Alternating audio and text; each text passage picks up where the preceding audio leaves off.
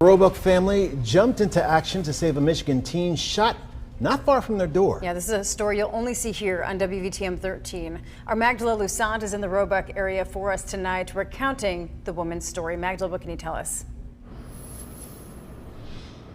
Yeah, so Brittany and Guy, we're actually outside of the Birmingham Police Department, but Corey Jackson telling us today that she is still upset about what happened in her Roebuck neighborhood. She got emotional during the interview when she told us what unfolded.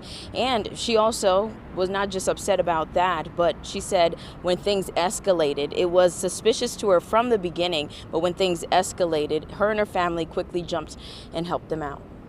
If we had not have been out here, they were going to kill him and leave him right there. Corey Jackson can't get the image of what happened in her quiet Roebuck neighborhood 3 days ago out of her head. My family and I are traumatized because we can't unsee it.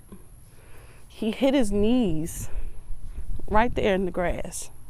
And the moment he hit his knees, we just seen nothing but the blood rushing down his face. In broad daylight Saturday, Jackson and her family witnessed Ethan Carter get shot multiple times.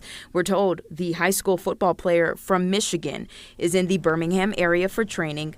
Birmingham police tell us Carter arranged to meet up with two people through social media to buy a Glock firearm, and the encounter escalated to a robbery.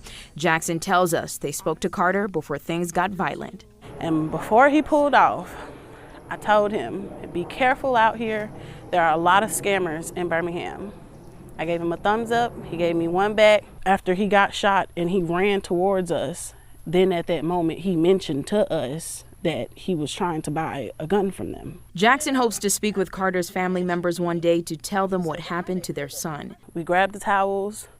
I placed it on his head, I placed it on his neck, and my husband, my fiance, stayed right by his side. He was making sure his heart was still beating, and we were still trying to talk to him. My in-laws were securing the area. They were trying to make sure, all the gunshots had ceased, and they weren't going to come back for him. As for the two people still out there who shot Carter, Jackson says, you watched that man get out of the car, come to our yard, and beg us for help.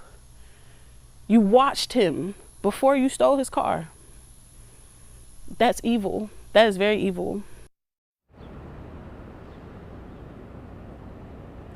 And Jackson told us she wants to see justice served in this case. Birmingham officers telling us, too, that officers are still working this case. They haven't arrested anyone, but they do strongly urge people to not buy firearms from people through social media or off of the streets. They suggest people to not do that. We're live in Birmingham. I'm Magdala Lusant, WVTM 13. Magdala, thank you. We've been following the story since we learned of it yesterday. We have reaction from Ethan Carter's coaches and his high school in Michigan on our website, WVTM 13. You can read it all there.